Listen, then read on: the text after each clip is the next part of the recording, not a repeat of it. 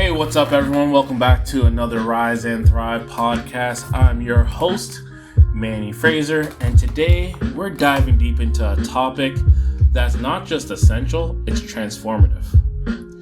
We're talking about the closer mindset, the attitude you need to have as a closer, and the personality you need to have as a closer. If you're a personal trainer or a fitness professional looking to level up your sales game, this episode is for you. Closing isn't just about selling the deal.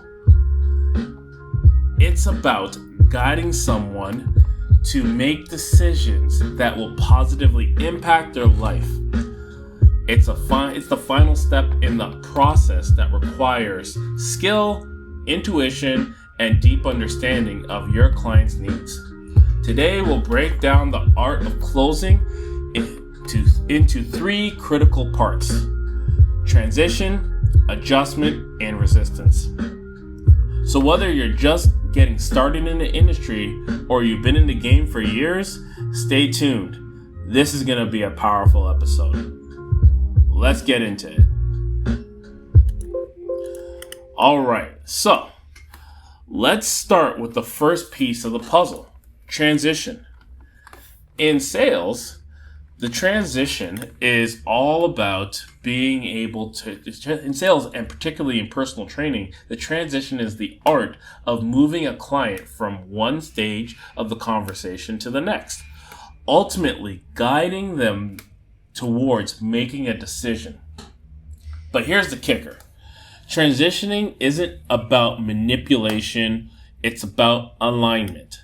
Think of transition as the moment when you take all the rapport, trust, and connection you've built with your client and you begin to steer the conversation towards a commitment.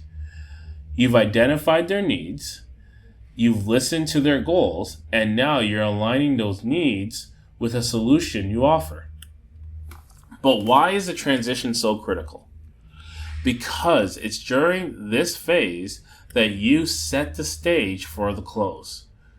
Your client is starting to visualize the outcome of working with you, and your job is to make the vision clear and compelling.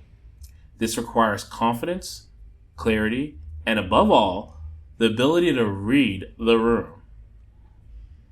Imagine you're in a consultation with a potential client.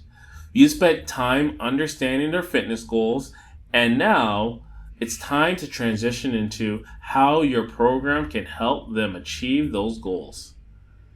It's a pivotal moment. Do you hesitate and let doubt creep in? Or do you transition smoothly by confidently explaining how you can take them from where they are to where they want to be? The closer mindset in this phase is all about being intentional. You must be clear in your purpose and smooth in your delivery. You're not just talking, you're leading. And this leads us perfectly to the next part. Part 2. Let's talk about adjustments.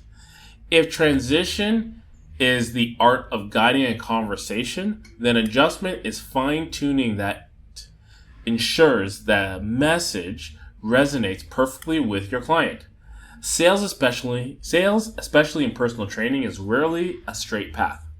Clients come with their own set of expectations, fears, and previous experiences.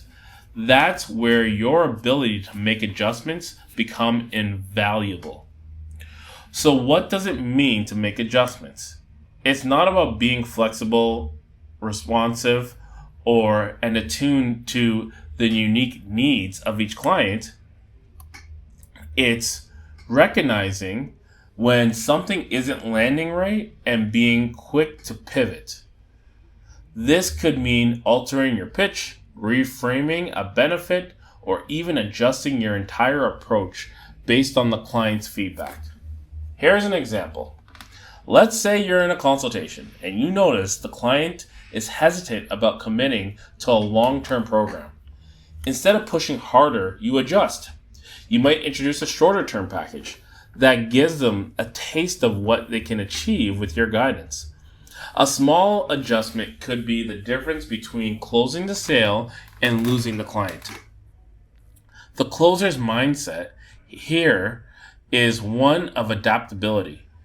You're like a sculptor, chiseling away at objections and hesitations until what remains is a perfectly tailored offer that meets the client's needs.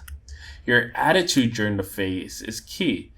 You've got to be patient, empathetic, and most importantly, ready to change course if needed. Remember, the best closers are not just persuasive, they're perceptive. They see beyond the surface and are always ready to adjust their approach to create a better fit for the client. Now, on to the final part, resistance. This is the part of the selling process that can feel like a true test of your skill. Resistance occurs when the client pushes back, raises objections, and simply isn't ready to make a decision. But let me tell you, this is where closers are made. Resistance is natural. It's a sign that the client is considering their options, weighing the pros and cons, and ultimately, it's a part of the process that should be welcomed, not feared. The key to handling resistance lies in your mindset and attitude. When a client throws up objections, the average salesperson might back off, but a closer sees it as an opportunity.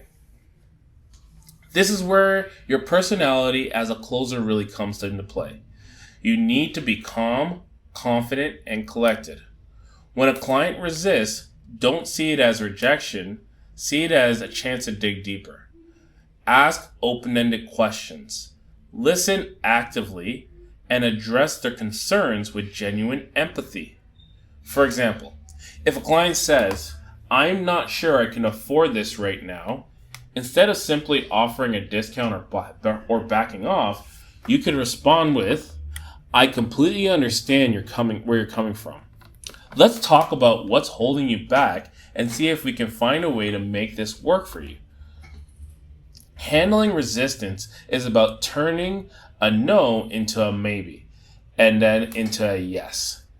It's about persistence, but it's also about understanding that behind every objection is a concern that needs to be addressed. When you master resistance, you're not just closing a sale, you're building trust, proving your value, and solidifying a long-term relationship with your client. So let's bring it all together. The closer mindset, attitude, and personality are about more than just sealing the deal. They're about guiding your client through a journey of trust, adaptability, and resolution. By mastering transition, you lead your client towards a decision with confidence. By mastering adjustments, you tailor your approach to meet their specific needs. And by mastering resistance, you turn objections into opportunities for growth and connection. Remember, closing isn't about the transaction. It's about the transformation. You're not just helping your client make a purchase, you're helping them make a change in their lives. Thank you for joining me today on the Rise and Thrive podcast. If this episode sparked something in you, share it with a fellow trainer. Drop a review. Let's keep this conversation going. Keep rising, keep thriving, and remember, every client you help is a life you're impacting. Until next time, stay committed and let's keep making a difference together.